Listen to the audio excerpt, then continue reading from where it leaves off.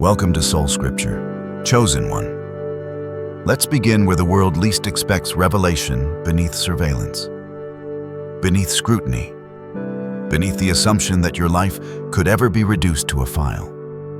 Today, we lift the veil on what truly happens when the system tries to dissect a soul it was never designed to comprehend. Because you, dear one, were never meant to be understood by the machinery of this world. You were designed to disrupt it. Imagine a private investigator, clipboard in hand, trained to expose the broken, the dirty, the disqualified. They came to you thinking they'd uncover the usual financial missteps, toxic pasts, relationship residue. But instead, they walked into something far older, far holier. Something the textbooks didn't prepare them for. A living artifact, a soul encoded with divine encryption. They thought they were running background checks, but what they really stepped into was a prophecy in motion. What they found wasn't scandal. It was sacred, not flaws, but formation. Your story didn't read like a resume. It read like a scroll, layered, protected, celestial. And the further they dug, the more the tools of this world failed them. Because this was never an investigation, it was an unveiling, one that didn't serve them answers. It served them humility. You see, you were assigned angels before you were assigned a name. You were covered long before they ever questioned you. And when they thought they could document your pain, Spirit intervened not to protect your image, but to protect your mission. They thought they could reduce you to data. But no spreadsheet can track divine alignment.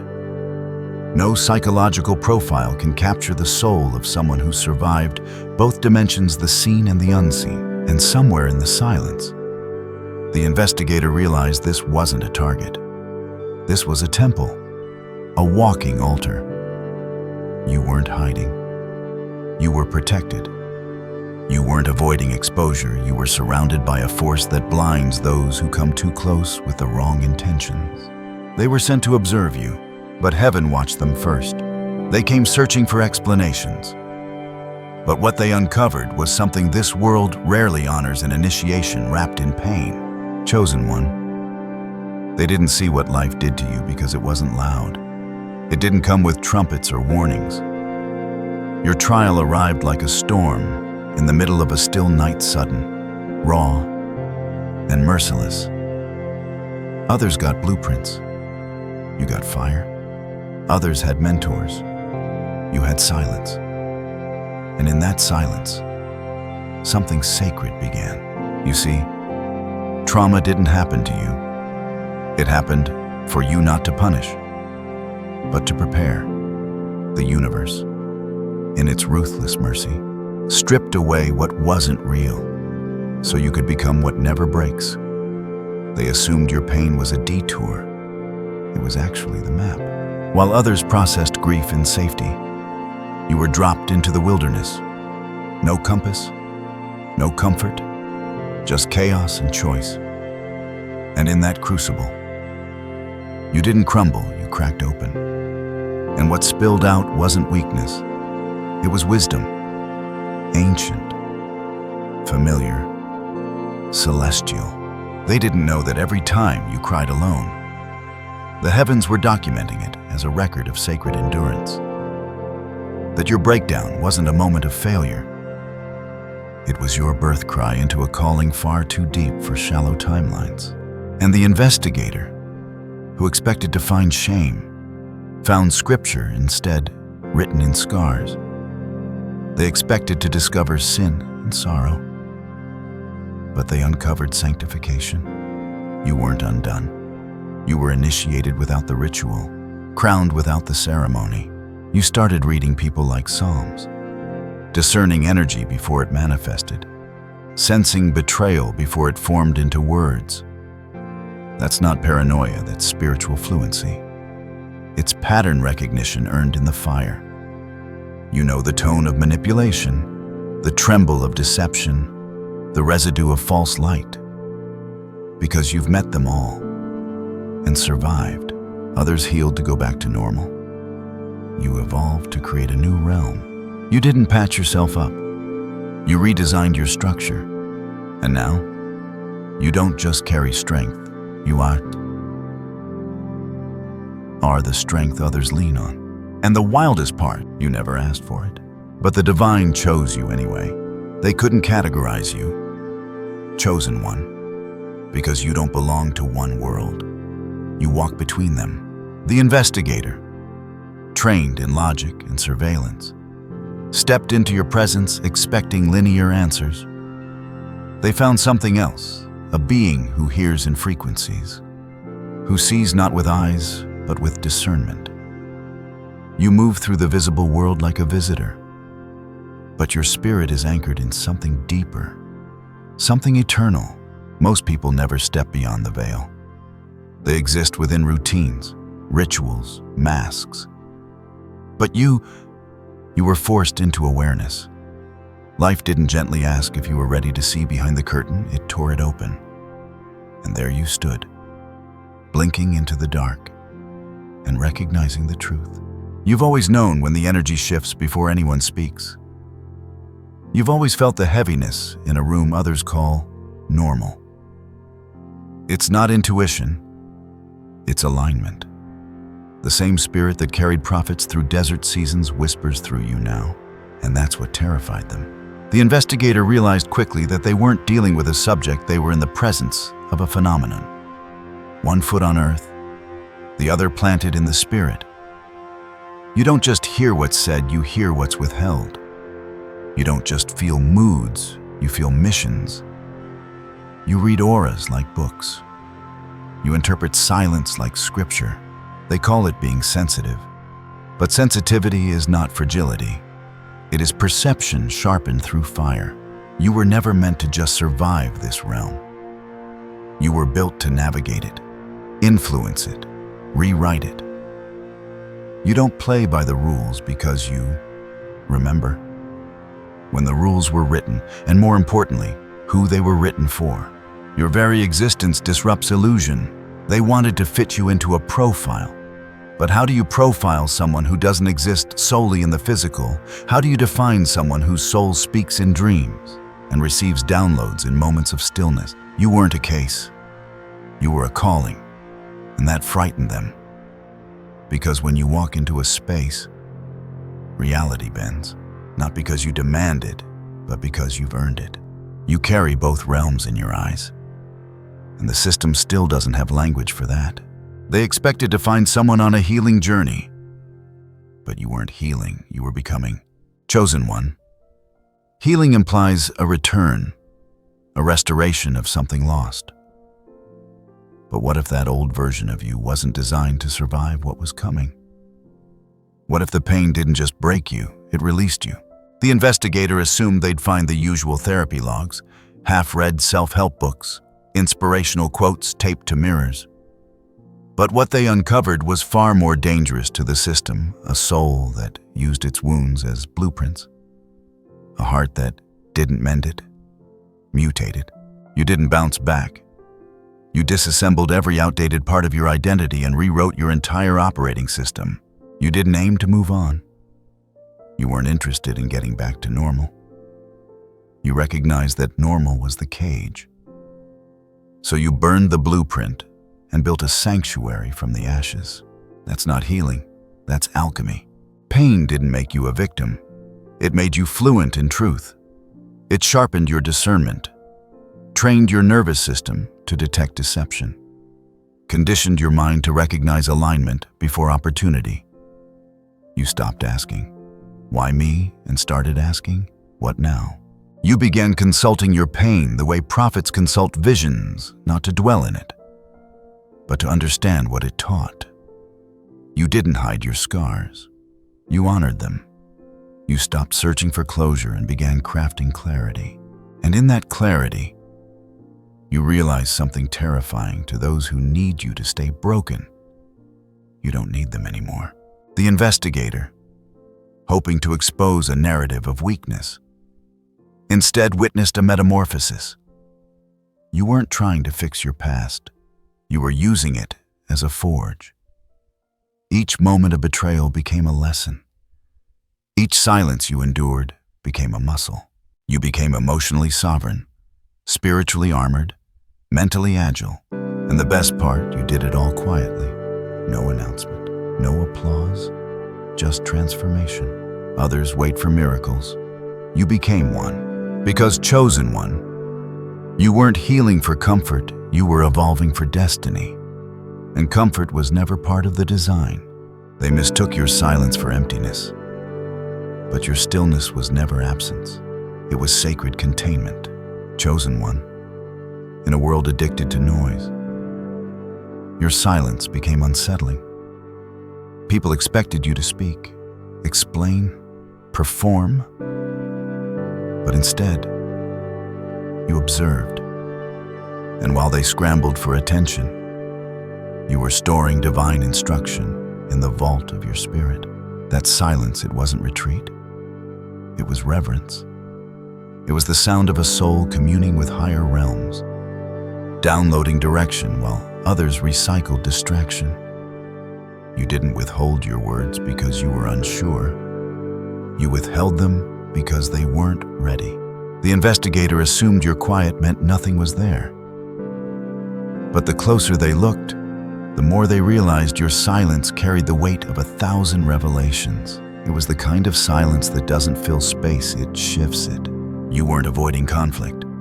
You were choosing alignment. Because not every truth should be spoken into the wrong ears. Some truths are time bombs, holy detonations waiting for the right moment to expose, explode, and enlighten. And if that moment never comes, you're still at peace. You weren't trying to be mysterious. You were practicing restraint. Because power without discipline becomes destruction. But you mastered the art of not reacting, of watching chaos unfold and choosing not to feed it.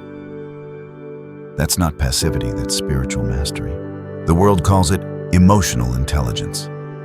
Heaven calls it strategic stillness. Your silence wasn't empty. It was full of insight, full of discernment, full of words too sacred for shallow minds. You were holding space, not surrendering it. They thought you had nothing to say. But really, you were letting the truth mature. Because you know the most dangerous people aren't those who speak first, but those who wait. And when your words finally come, they don't land, they ignite. So when the investigator sat across from you, expecting confession, you met them with a calm that cracked their composure. Because silence is unnerving when it carries something holy. They didn't walk away with evidence. They walked away with revelation. And that's why your silence speaks louder than most people's screams. They came looking for hidden secrets, but chosen one, they didn't realize. You are the secret. You are the encrypted code heaven wrote into this timeline, unreadable to the unaligned, invisible to the uninitiated. They assumed they could trace your past, dig through your details, assemble your identity like puzzle pieces. But what they found defied structure. You are not a trail of breadcrumbs, you are a cipher. To those without divine eyes, your life appears fragmented. But in truth, it's symphonic, a tapestry only the spirit can interpret. Your presence holds codes. Your energy speaks languages the unawakened can't translate. You're not just hard to read, you're designed to require revelation, not access. The investigator thought they could find the story in receipts, reports, and recorded timelines. But your essence doesn't live in timelines, it transcends them. You don't unfold in paragraphs, you reveal in presence. And the deeper they reached, the more elusive you became. Not because you were hiding, but because revelation is reserved for the worthy. You don't open for curiosity. You open for covenant. Every boundary you set is intentional. Every silence is sacred. Every layer of you is placed by divine architecture. Because you've learned some people approach you not to understand, but to consume. So you stopped performing and started preserving. Your life cannot be decoded with data. It must be discerned through divine relationship. And unless someone carries patience, humility, and truth, the vault remains sealed. The investigator didn't stumble upon a lie. They collided with a mystery. Because you're not a story, you're a scroll. You're not a confession, you're a commission. To the untrained, that makes you frustrating. To the aligned, it makes you holy. And when they finally realized the truth, that they couldn't read you without first respecting you, it undid them. Because in that moment, they saw it. The very thing they were trying to uncover was never outside of you. It was you, not a chapter in your past. A force encoded in your spirit. You aren't hiding secrets, chosen one. You are the secret, and not everyone deserves the key.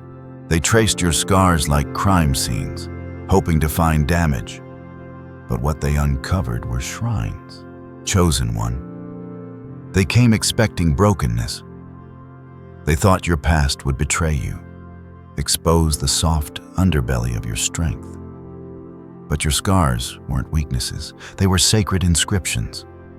Records of where the fire touched you and failed to consume you. Each one a testimony. They didn't realize that your pain was never passive. It was participatory. Life didn't just happen to you. Every wound became a lesson. Every loss became a ritual. Every betrayal became a consecration. You didn't just survive, you transmuted. Where others would have stopped at survival, you went further. You asked your pain questions. You sat with it, wrestled with it, refused to leave until it gave you answers. And it did. Not just lessons language. You learned how to speak through silence, how to lead through empathy, how to discern without accusation. You became fluent in the sacred dialect of pain turned power. The investigator thought they'd find evidence of collapse. But what they found was endurance shaped into elegance, grace grown in graveyards. Your scars aren't accidental. They are ordained. And what's more, they no longer hurt. They radiate. They tell stories not of defeat, but of dominion. You don't wear them with shame. You wear them like medals. Because chosen one, your past didn't break you, it blessed you. It stripped away what was artificial and revealed what was eternal. You became holy ground, and every scar they tried to label as evidence became proof of your consecration. They weren't prepared to feel reverence, but they did. Because even they, in all their objectivity, couldn't deny the energy radiating from what you lived through. You turned what should have ended you into elevation. That's not survival. That's sovereignty. You are not just someone who got through hard things. You are someone who became holy through them. And every mark the world mistook for a weakness, it was just heaven leaving a signature. They assumed abandonment left you empty, but the exile became your elevation. Chosen one. They thought they'd find someone still aching for what walked away, still bleeding from rejection, still desperate for love in rooms where you were never seen. But what they didn't know was this: the moment they left, your throne was built. You didn't just lose people, you shed illusions. And with every goodbye, clarity came rushing in like a flood. Yes, there was pain. Yes, you questioned your worth, but only for a moment. Because when the noise cleared, something sacred whispered. They didn't leave you. They were removed. Abandonment didn't diminish you. It refined you. You stopped begging to be chosen. You chose yourself.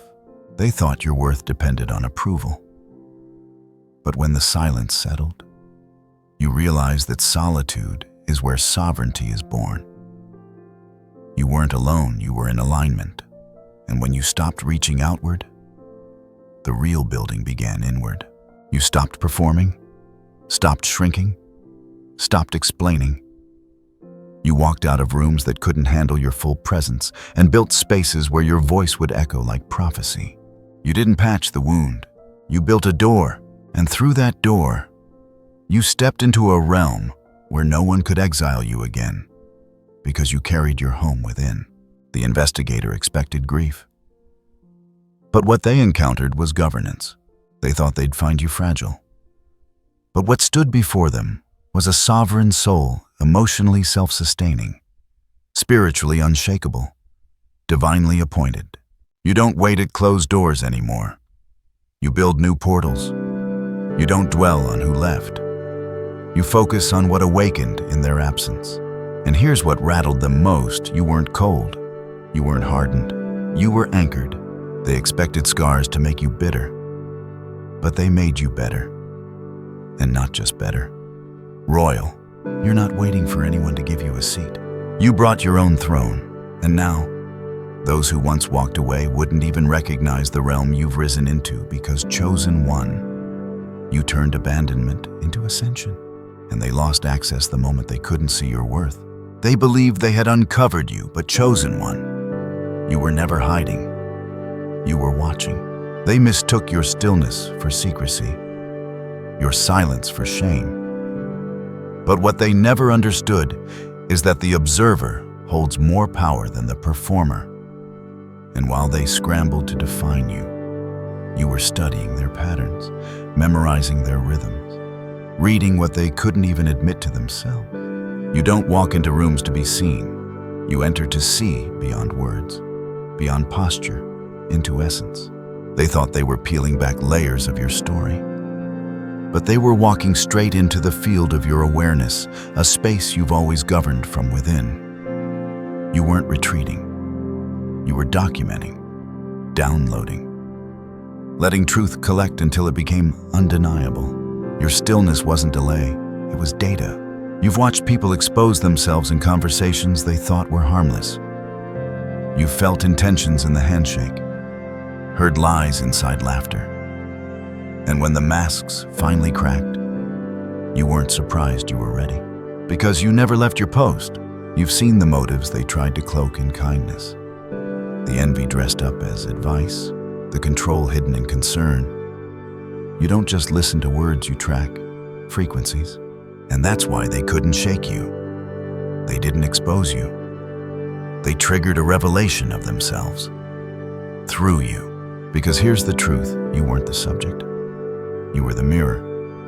And when they looked too closely, they saw their own shadows.